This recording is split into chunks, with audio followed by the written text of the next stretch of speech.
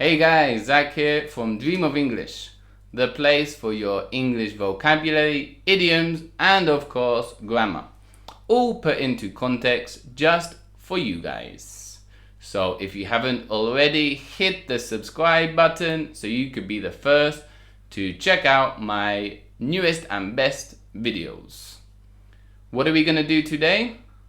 I have another conditional challenge for you guys. So stick around.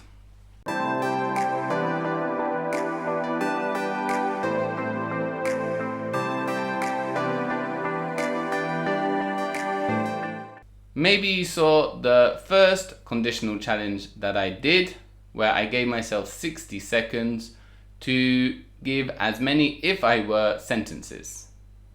I'm going to do another one today. Let's quickly recap again the second conditional. If plus the past simple and then would or could. And this is for hypothetical or highly improbable situations. We can have fun with it. We can be creative, inventive. Let's go. So let's put the clock up there. 60 seconds. And I'm going to see how many sentences I can use with if I could. Could we use for an ability we might have. Okay, let's start. If I could fly,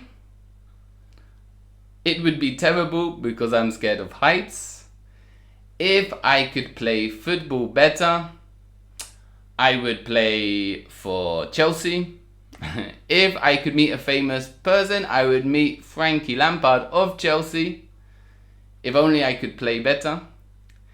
If I could read people's minds, I would know what they are thinking.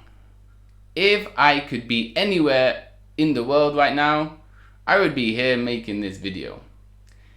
If I could see the future, I would see when this pandemic is going to end.